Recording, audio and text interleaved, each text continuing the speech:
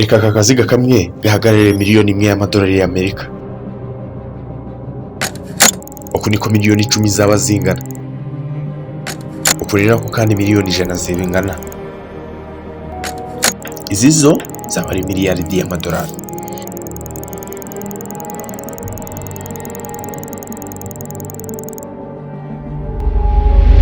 Jeff Bezos, umuherwe wa kabiri ku isi ubu tuvugana, afite amafaranga yakubye yanga inshuro 117 zisaga. Noneho nawe reka nkurebeho. Birashoboka ko ufite akazi keza, ufite kazi kajyanye n'amashuri wize muri kaminuza. Ushobora kuba udafite wizigamye, kuba neza muri iyi minsi biragoye, ese bimeze nkaho utishyurwa amafaranga ahagije, ideni ufitiye banki riri kuguza. Cyangwa se nanone uri umunyeshuri, no kwigushizeho umwete ngo uzabona akazi gahemba neza. Birashoboka ko utarafata ku mafaranga menshi, na wa mugenzi wawe ufite uduciri yakubujije amabuye. Ubukire, kuba miliyoneri, byose birasa nk'inzozi z'umushonji. Utabandi bakira ni kuri kwibaza. Kubona abakire n'abaherwe by'umwihariko abatunze menshi bakiri bato, biragucanga, birakurakaza. Bavukanye amahirwe, bavukiye gutunga, n'abambuze. Amafaranga ni kibi, ndi umuswa. Muri make ndi umunyamwaka. Sanzu ushaka gukabya, kubaka etaje, imodoka ukunda, bigurira icyo wifuza, tembera isi, bizahora n'inzozi kuri wowe. Inzozi gusa. Mbese gukira kuri wowe ni umukino w'uburiganya. Uri umukino w'uburiganya kuva na kera. None wowe uri ku ruhande rw'abakunzi. Ibaze nkubwiye nti hari amakuru udafite. Ibaze hari inzira igana ku bukungu, equation cyangwa ihurizo usesengura. Ndashaka kuvuga ya siyanse yihishe inyuma y'imikorere y'amafaranga. Ntabwo bikiri ngombwa gutererana za nzozi wifuza kugira impamo. Uranyita umubeshyi kuba nkubwiye ko bishoboka? Ndagusezeranya ko ntari umubeshyi. Uragera ku musozo w'iyi video wabyumvise neza. Hari urundi ruhande rw'iki gice rutigeze werekwa. Reka mbanze muburire. Iyi nzira iragoye, yuzuyemo imbogamizi nyinshi. Hari aho uzayurira menshi, bimwe bizagusaba kumira bunguri y'amasomo utigeze wiga mu ishuri cyangwa muri sosiyete ubamo. Muri make, hari benshi muri mwe batazagera ku musozo w'uru rugendo. Gusa kuri mwe mwiteguye uru rugendo, ku musozo hari ibyiza byinshi. Hari amafaranga arenze ukwifuza kwawe. Ku musozo hari ubwigenge bwo kutazongera guhangayikira amafaranga ukundi. None turi kumwe.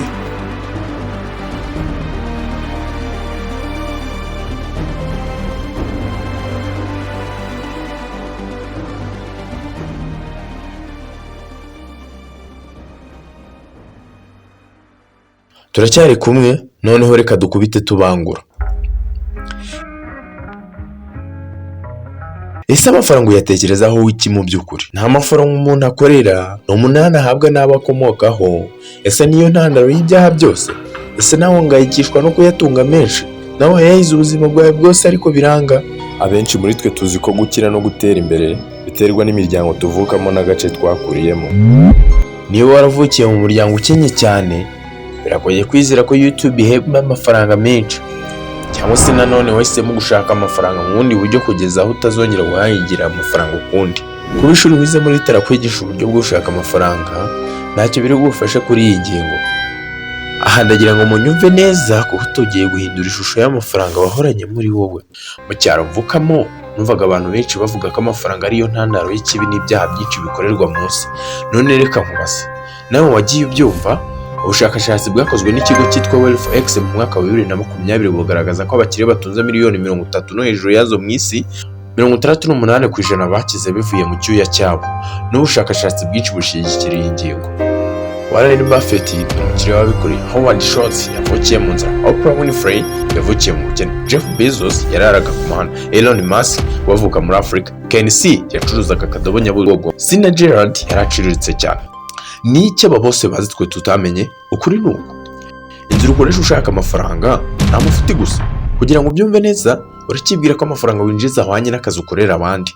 Kuba akazi ariko katuma ubona amafaranga menshi, iyo niyo ntego nyamukuru ituma twese tujya mu ishuri yemwe tukabitakazaho n'amafaranga menshi cyane. Ese ibyo bitwaye iki? Ni kuri mu kwibaza.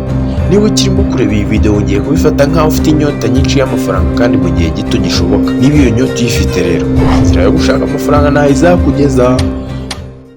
twese dufite isoko y'agatangaza, isoko ifite agaciro kurusha izindi zose ku isi, kandi iyo yatakaye ntacyo wakora ngo wongere uyigarure. Iyo soko nta yindi ni igihe. Mu kazi gasanzwe amafaranga ukorera ajyana n'igihe umara mu kazi ka boss. Tuvuge ko ukorera amadolari 20 ku isaha kandi ugakora amasaha 40 mu cyumweru, bizagusaba hafi imyaka 24 kugira ngo ube ufite miliyoni imwe y'idolari mu biganza byawe. Gusa aya mafaranga ntabwo twayakuyemo imisoro, ibyo wariye, ingendo wakoze n'ibindi byose wakoze mu gihe cy'imyaka 24. Muri make utunga miliyoni imwe y'idolari wabigeraho ushaje mu gihe ubayeho nk'uko wari usanzwe ubaho.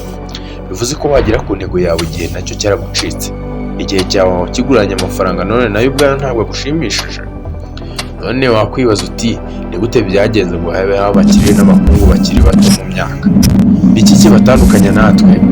Kuri ni uko bafite formule nziza kurusha iyabo, bafite uko bumva imikorere y'amafaranga bitandukanye n'iyabo.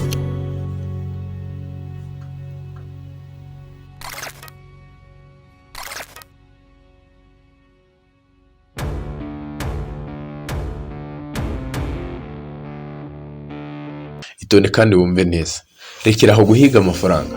Mu mategeko y'abakapitalisite umukino uteye utya: uhembwa amafaranga hashingiwe ku giciro ufite imbere y'abandi. None ni bande baguha agaciro? Abo bantu ni isoko, abaguzi b'ibicuruzwa. Iryo soko ni wowe, abavandimwe, abaturanyi, inshuti, umudugudu utuyemo, igihugu cyawe. Abantu benshi bavuga ko abakinnyi b'umupira bahembwa akayabo k'amafaranga ku busa gusa. Kugira ngo abakinnyi b'umupira bahembwe menshi, isoko rigomba kuba riri mu mwanya wa mbere. Abafana babona ko umupira ubafitiye umumaro maze nabo bakagura amatike, bonema na za jezi z'amakipe bafana. Aho ibibazo biba ku bakinnyi b'indashyikirwa nka Cristiano Ronaldo, ntabwo ari uko ukora cyane, ari aho umukozi ukora amasuka kabiri ibyuya buri munsi yagakwiye guhembwa menshi ugereranyije na comptable witwa yicaye kuri mudasobwa. Kubera iki? Isoko ribona ko umukiriya afite agaciro gakeya kurusha comptable. Nibyo kuko umukiriya ukora amasuku yasimburwa n'ubonetse wese, kandi kwiga gukora isuku ni ibintu byoroshye cyane. Urumva ko isoko ritazamwishyura menshi ugereranyije na comptable, wa mugabo wamaze imyaka yiga imibare y'icungamari, cyangwa se wa mugore wize bituma imisoro ya boss igabanuka. Gusa nanone ntitwabonye uburyo dushobora gukira cyane kandi mu gihe gitoya. None ni gute twakongera agaciro kacu ku isoko? Ni gute abantu nka Elon Musk na Jeff Bezos bafite agaciro kanini muri iyi si? Intambwe ya mbere yo kubigeraho iroroshye kandi usanzwe uyizi. Niba ushaka amafaranga, kemura ibibazo. Nufata amasegonda make ukumva neza iyi ntambwe, uraza gusanga amafaranga yose abantu bafite ashingiye kuri iri hame. Niba uri gukemura ikibazo, amafaranga arakuzira. Niba ari ikibazo cya miliyoni, igisubizo kizakuzanira amamiliyoni.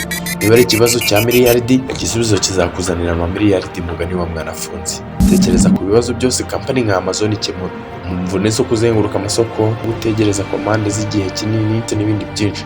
Nta nubwo narondora n'izindi kampani zishingiye kuri Amazon. Jeff Bezos kuba yarakemuye ikibazo cy'amamiliyaridi byatumye isoko rimuhemba akayabo k'amafaranga menshi cyane. Niba warashatse amafaranga ariko bikanga, umaze kumva impamvu byakugoye. Ariko niba ushaka amafaranga, ntiwagakwiye guhanga amaso ku mafaranga, wagakwiye kureba ibibazo noneho ukabishakamo ibisubizo. Numara kubona ibisubizo, uzabikore mu business.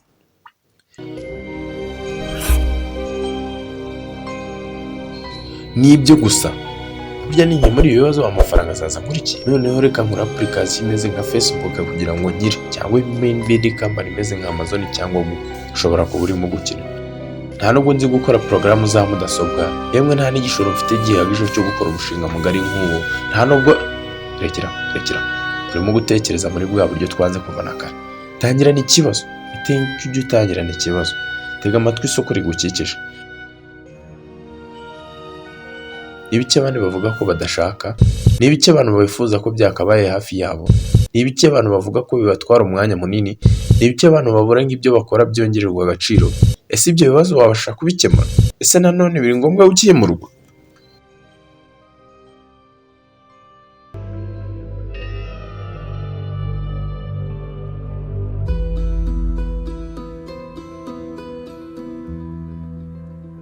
Intambwe ya nyuma muri iri hurizo ni ushaka igisubizo kigera ku mbaga nyamwinshi y'abaturage.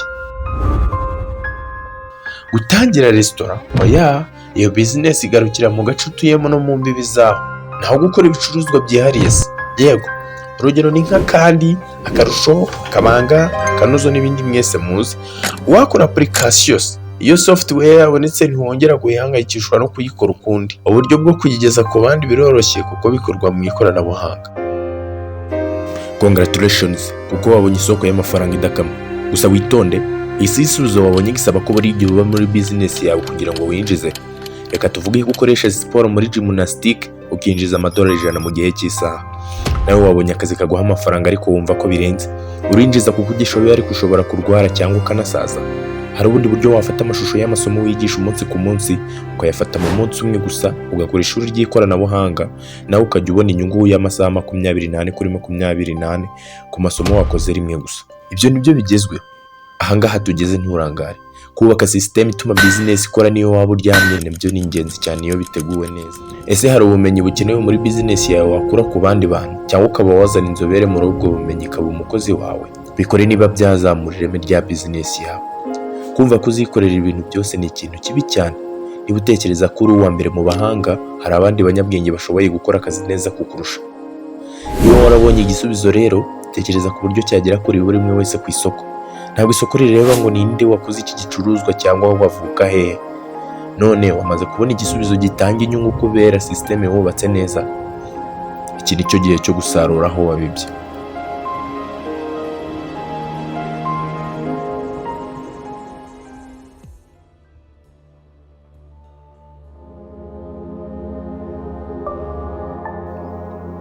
Hari amahitamo abiri ushobora kugira muri aka kanya. Urahitamo gukomeza business yawe cyangwa uyigurisha abandi. Ibi nibyo bita acquisition cyangwa igikorwa cyo kugurisha igisubizo watakajeho imyaka myinshi n'ingufu zawe. Urugero ni nka Instagram yaguzwe na Facebook kuri $1,000,000 cyangwa se PayPal igurwa na eBay kuri $1,000,000 aho $165 zagiye mu mufuka w'umuherwe nka Elon Musk, cyangwa igihe Airtel Rwanda yaguraga Tigo ku giciro ntazi. Aha niho utangira kumva ku buryohe bw'icyuya no kwihangana kwawe. Cyangwa urashaka gukomeza gukora ya business yawe, hari impamvu nyinshi zibigutera. Aha ukunda business yawe mu buryo utayigurisha abandi, cyangwa se nanone uracyashaka kuyongerera agaciro kugira ngo uzagurwe amafaranga arenze ayo baguha nonaha. Biranashoboka ko business yawe irimo gukora neza niyo waba utari hafi yayo. Cyangwa se nanone izi mpamvu 3 ni ingenzi kuri wowe. Inzara yose byacamo warabikoze, wakemuye ikibazo isoko ryashakaga ko gikemuka, none naryo ryaguhembye neza bishoboka. None reka nkubaze, ibi byose byari bigambiriye iki?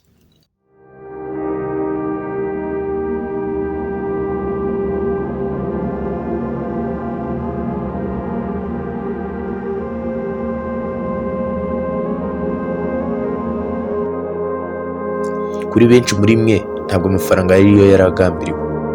Amafaranga ni urupapuro, umubare wo muri telefone, agaciro kawo kagenwa n'uko twizerera muri urwo rupapuro. Kuva natangiriye iyi video ntabwo umugambi wari amafaranga. Kwishyura buri kimwe ushaka, kugura imodoka ukunda, gutembera hirya no hino ku isi, cyangwa kutagira ikibazo cy'amafaranga ukundi. Ni ubwigenge washakaga. Icyerekezo wagaragamo nta sano gifitanye n'amafaranga. Ibyiyumviro cyangwa se ubushobozi bwo gukora icyo ushaka igihe ushakira cyangwa utakibazo utese n'iki nakigondera. Nigeze ndibuka na rimwe muri weekend, ni gute ngiye kwishyura ubukode, ni gute nasaza neza nta mafaranga ya pansiyo. Ese nizihe nzozi narekeyeho kurota kubera ko kuzigabya bitagishoboka? Isomo rikomeye muri iyi video ntabwo rishingiye ku mikorere n'imiterere y'amafaranga, rishingiye ku isoko imwe rukumbi twese duhuriye, bwa bushobozi twahawe tutazongera guhabwa ukundi. Igihe ushobora kuba uri mu kazi utishimiye na gato. Ese ubuzima bwawe bukubiye muri uru ruziga? Gukora, gutaha mu rugo, gufungura televiziyo, kuryama, kubyuka, umunsi ukurikira, ubundi gasubiramo urwo ruziga kugeza ushaje. Ese ni amasaha angana iki guca mu myanya y'intoki kubera uru ruziga? Cyangwa se nanone ubwo buzima burakunyuze, urumva nta kindi ushaka. Niba ari uko bimeze, nta kintu cyo kuguhangayikisha.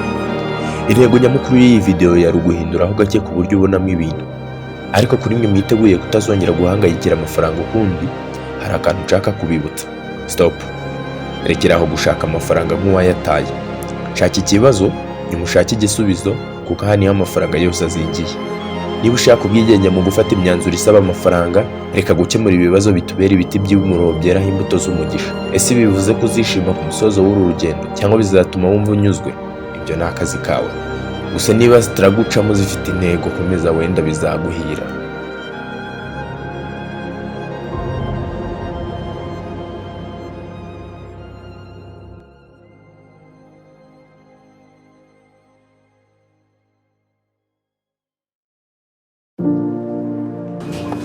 ya nibyo ngibyo nababwiraga.